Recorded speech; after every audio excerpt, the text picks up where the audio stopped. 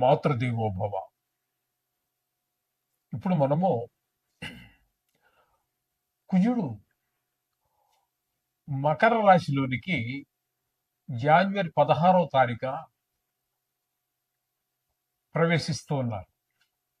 ఈ మకర రాశిలో కుజుని యొక్క సంచారము 16వ తారీఖు జనవరి నెల 2026వ తేదీ నుండి 23వ తేదీ ఫిబ్రవరి నెల 2026 వరకు కుజుని యొక్క సంచారం ఇక్కడ మకరంలో సంచారం జరుగుతుంది. దీని వలన ఏ విధమైనటువంటి ఫలితాలు రాబోతున్నాయి ద్వాదశ రాశుల వారికి అనేటటువంటి విషయాలు మనం ఇప్పుడు చర్చించబోతున్నాము. శాస్త్రీయమైన పద్ధతిలో మాత్రమే ఉంటాయి. ఇందులో కల్పితాలు, నా యొక్క భావనలు ఇందులో చొప్పించడం జరగదు. శాస్త్రం ఎంతవరకు చెప్పిందో అంతవరకు చెప్పుకుందాం మనం ఇప్పుడు. అయితే మొదటగా కుజుని యొక్క స్వభావం ఏ విధంగా ఉంటుంది అనేటటువంటి తెలుసుకుందాం. ఆయన దేవసేనాని. దేవసేనాని అన్నప్పుడు సేనాని అనే ఆయన కొంచెం సీరియస్ గానే అందరి మీద ఉంటూ ఉంటాడు. కొంచెం ఆగ్రహంగా, కోపంగా ఉంటూ ఉండాలి. అందరి మీద భుజం మీద చేసి ఫ్రెండ్లీగా ఉన్నట్టయితే నాయకుడు అనేటటువంటి వాడికి అతని కింద ఉన్నటువంటి వాళ్ళు సబార్డినేట్స్ వాళ్ళు ఎవరు కూడా భయపడరు. వాళ్ళు సీరియస్ గానే ఉండాలి, ఎప్పుడు కోపంగానే ఉండాలి, తగినంతే మాట్లాడాలి. అంటే అనవసరమైన కోపం అని కాదు, కోపంగా ఉండాలి అంటే మొహం చూస్తూనే ఒక భయము, భక్తి రెండు ఏర్పడే విధంగా ఉండాలి. ఆ విధమైన లక్షణాలన్నీ కూడా మనకి ఇక్కడ కుజుల్లో కనిపిస్తూ ఉంటాయి. దేవసేనాని కాబట్టి, దుష్ట శిక్షణ చేయాలి కాబట్టి ఆయన కొంచెం కోపం ఉండాలి, అంతే. అది ఆ విధమైనటువంటి పరిస్థితి అంతా కూడా కుజుడితో ఉంటుంది. ఇంకా ఆయన అన్నదమ్ముల విషయాల గురించి కూడా చాలా శ్రద్ధ తీసుకుంటూ ఉంటారు. అంటే ఆయన అన్నదమ్ములని కాదు, ఆయన మన జాతకంలో ఎక్కడున్నారో దాన్ని బట్టి, మన జాతకంలో ఉన్న దాన్ని బట్టి ఆ మనిషికి అన్నదమ్ములతోటి సౌఖ్యంగా, అదే అన్నదమ్ములతో సఖ్యంగా ఉండడం జరుగుతుందా, విరోధంగా ఉండడం జరుగుతుందా అనేది తెలుసుకోవచ్చు. అలాగే భూమికి సంబంధించి, భూమిపుత్రుడు కాబట్టి ఆయన భూమిపుత్రుడు అంటారు కాబట్టి ఆయన అతనికి భూమి అనేటటువంటి ఐశ్వర్యాల్లో అది కూడా ఒకటి. ఆ భూమి, ఇల్లు ఇవన్నీ కూడా ఉంటాయా లేదా అనే విషయాలు కూడా దాని ద్వారా తెలుసుకోవచ్చు. అలాగే యుద్ధం, ఎవరితో మాట్లాడినా చిన్న మాట అవతల మనిషి తప్పుగా మాట్లాడినా వెంటనే కోపం వచ్చేస్తూ ఉంటుంది, యుద్ధానికి సిద్ధపడిపోతూ ఉంటాడు.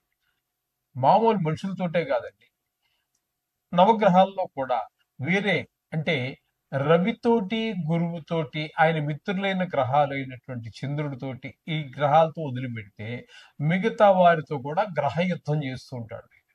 మామూలుగా మన జాతకంలో మనం బాగాలేదనుకోండి, మనం కూడా ఇంచుమించుగా అదే పరిస్థితి ఉంటూ ఉంటుంది అనమాట. ఈ లక్షణాలన్నీ కూడా ఈ కుజుడి యొక్క ప్రభావాన్ని బట్టి అవతల మనుషుల మీద కూడా ప్రభావం పడుతూ ఉంటుంది. ఈ విధంగా ఉంటుంది. అలాగే శస్త్రములు, ఎంతసేపు గాయాలు అవ్వటం, లేకపోతే గాయం చేయటం, ఇట్లాంటివన్నీ శస్త్రాలకి సంబంధించినటువంటి వాళ్ళు ఇవన్నీ కూడా ఉంటుంటాయి.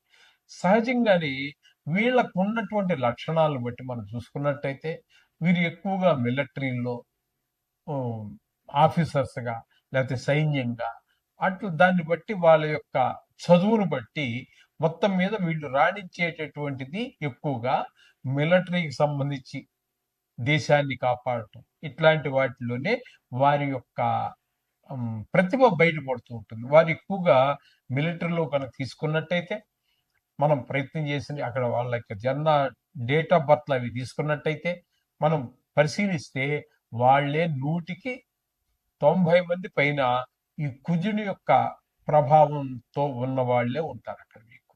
ఈ విధమైనటువంటి సత్వం కలిగినటువంటి వాడు ఈ కుజుడు.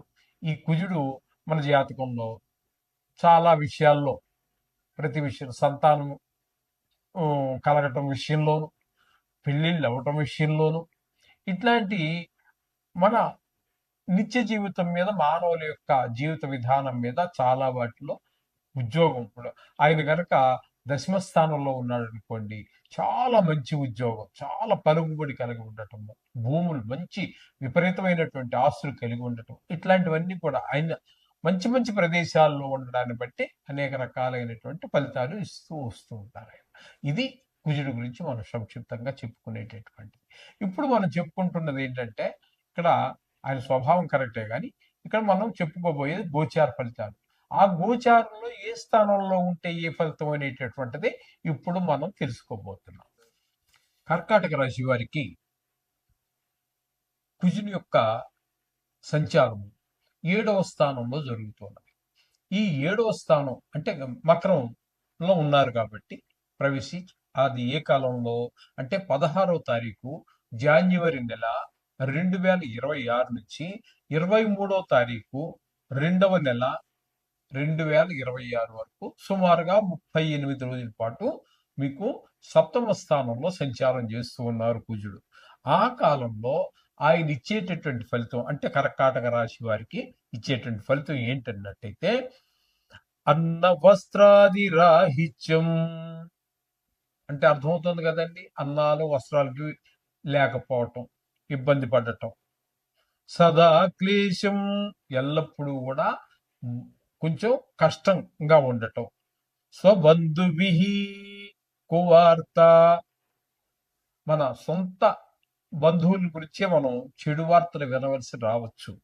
పుత్రభాతృణాం అంటే పుత్రభాతృణాం, పుత్ర అంటే సంతానము, భాతృ అంటే అన్నదమ్ములు, వాళ్ళతోటి క్రోధమస్తే క్రోధ క్రోధ సప్తమగే కుజౌ అంటే సప్తమ స్థానంలో గనక కుజుడు ఉన్నట్టయితే మీకు ఇంట్లో ఉన్నటువంటి అన్నదమ్ములు, పుత్రులు, వీళ్ళతో అందరితోటి కుటుంబ సభ్యులతో కూడా మనకి గొడవలు వచ్చేటటువంటి అవకాశం ఉంది అని చెప్పేసి మనకు తెలియజేస్తూ ఉన్నారు శాస్త్రం. అంచేత ఈ విధంగా కొంచెం ఆ విషయాల్లో తగు జాగ్రత్త మీరు తీసుకోండి. వీటికి పరిష్కారం ఏందని లాస్ట్లో చెప్పుకుందాం. ఓకే, ప్రముఖంగా చెప్పుకోవాలి అన్నట్టయితే కుజుడు గోచార రీత్యా కుజుడు 3 రాశులలో మాత్రమే శుభ ఫలితములను ఇస్తాడు. 3 రాశుల్లోనే ఉండేవి 12 రాశులు. ఈ 12 రాశుల్లో 3 రాశుల్లో మాత్రమే ఆయన మంచి ఫలితాలను ఇస్తారు. ఆయన ఎవరెవరికి అన్నట్టయితే మూడవ రాశిలో ఎవరికి ఉన్నారు ఇక్కడ మనం చెప్పుకోవాలంటే, మూడవ రాశిలో అంటే మనకి మూడవ రాశి అన్నట్టయితే వృశ్చిక రాశి వారికి 3వ స్థానం అవుతోంది. కాబట్టి వృశ్చిక రాశి వారికి చాలా మంచి చేస్తారు. అలాగే 11వ స్థానంలో కుజుడు ఉన్నట్టయితే 11వ రాశి ఎవరికి వచ్చింది? మనం చెప్పుకున్న వాటిల్లో మీనరాశికి వచ్చింది. మీనరాశికి కుజుడు 11వ స్థానంలో సంచారం చేస్తున్నారు కాబట్టి మీనానికి, అలాగే వృశ్చికానికి, అలాగే మనకి ఇంకోటి సింహానికి అంటే 6వ స్థానంలో సంచారం చేస్తున్నాడు. 3, 6, 11 రాశులు అంటే వారికి మాత్రము కుజుడు పూర్తి శుభ ఫలితాలన్నీ కూడా అందజేస్తూ ఉన్నాడు. 3వ స్థానంలో ఉన్నప్పుడు మనం ఇందాక చెప్పుకున్నాము, మరొకసారి చెప్పుకునే ప్రయత్నం చేద్దాం. సోదరులు, ఇంట్లో మంచి మంచి సేవకులు, వీళ్ళందరూ మన సహాయ సహకారాలు అందించటం, మనం ఉద్యోగం చేసే దగ్గర వ్యాపారం చేసే అందరూ మంచి సహాయ సహకారాలు అందిస్తూ ఉంటారు. ఆ విధంగా 3వ స్థానం వారికి, 6వ స్థానం వారికి మంచి అంటే ఆరోగ్యం బాగుంటుంది, అప్పు కావాలంటే పుడుతుంది, అప్పులు తీర్చేయగలుగుతాం. ఇట్లాంటి శుభ ఫలితాలన్నీ కూడా మనకి కలహాలు, మంచి పేరు, శత్రువులుగా ఉన్న వాళ్ళు కూడా మిత్రులుగా మారడం లాంటి మంచి ఫలితాలు ఇస్తారు. అట్లాగే ఏకాదశ స్థానంలో ఉన్న వారికి ధన లాభాన్ని బాగా చేకూరుస్తారు ఆయన.